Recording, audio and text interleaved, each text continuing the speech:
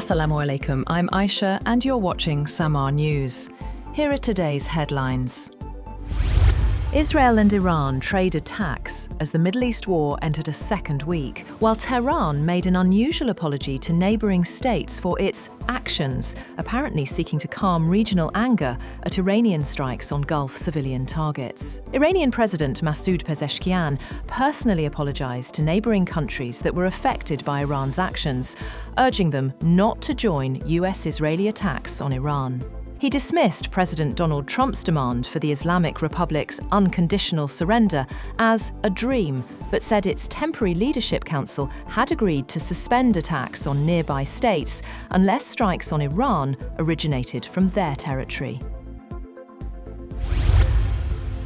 U.S. President Donald Trump has said that Iran will be hit very hard today and that he was considering widening the areas and groups of people being targeted without providing details. Trump said in a post on Truth Social that today Iran will be hit very hard, under serious consideration for complete destruction and certain death. Because of Iran's bad behaviour, are areas and groups of people that were not considered for targeting up until this moment in time. He also noted that Iran had apologised to its neighbours for its strikes against them, which he cast as a surrender. U.S. Treasury Secretary Scott Bessent has said the United States could remove sanctions from more Russian oil a day after Washington issued a 30-day waiver allowing the sale of Russian crude, currently stranded at sea, to continue to India. Bessent told Fox Business's Kudlow program that the U.S. may unsanction other Russian oil. He said there are hundreds of millions of sanctioned barrels of sanctioned crude on the water, and, in essence, by unsanctioning them, Treasury can create supply.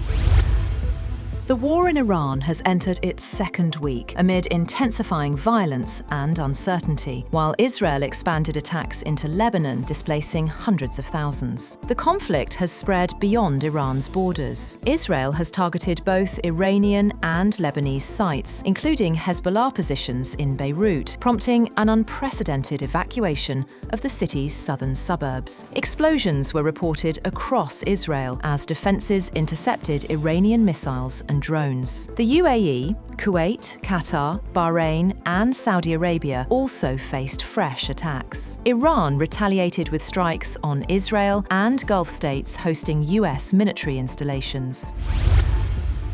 The United States Central Command has alleged that Iran carried out attacks on 12 different countries and deliberately targeted civilians. The CENTCOM commander said Iran used attack drones against residential areas in Bahrain and conducted 7 drone strikes on residential neighborhoods. According to the CENTCOM, Iran intentionally targeted civilian populations in the Middle East, adding that the attacks on civilians in the region are unacceptable and will receive a response.